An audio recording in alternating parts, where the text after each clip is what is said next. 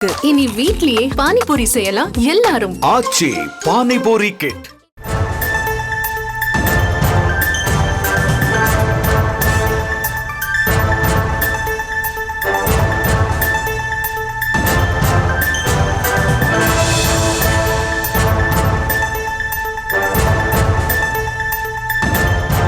அண்மை செய்தியை பார்த்து வருகிறோம். பொள்ளாச்சி வழக்கில் திட்டமிட்டபடி மே 13ஆம் தேதி தீர்ப்பு வழங்கப்படும் என்று தெரிவிக்கப்பட்டிருக்கிறது. அது குறித்தான அண்மை செய்தியை பார்த்து வருகிறோம். நீதிபதி மாற்றத்தால் இந்த வழக்கில் அறிவித்தபடி தீர்ப்பு வழங்கப்படுமா என்ற கேள்வி எழுந்த நிலையில் பொள்ளாச்சி வழக்கில் திட்டமிட்டபடி மே 13ஆம் தேதி தீர்ப்பு வழங்கப்படும் என்று தெரிவிக்கப்பட்டிருக்கிறது. அது குறித்தான அண்மை செய்தியை பார்த்து வருகிறோம். இது குறித்த விவரங்களோடு இணைகிறார் எமது செய்தியாளர் மதியழகன். மதி, விவரங்களை வழங்கலாம்.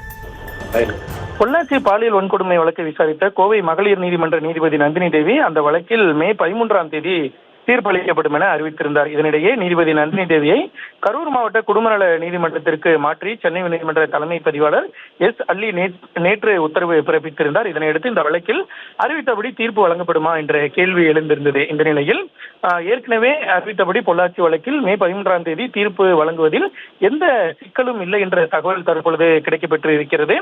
அதாவது நேற்று வெளியான அந்த அறிவிப்பு என்பது வெறும் நிர்வாக ரீதியான உத்தரவு மட்டுமே வெளியிடப்பட்டுள்ளதாகவும், அடுத்ததாக இது தொடர்பாக அரசாணை பிறப்பிக்கப்பட்ட பிறகே பணியிட மாற்றம் செய்யப்பட்ட நீதிபதி அந்த பொறுப்பை ஏற்க முடியும்.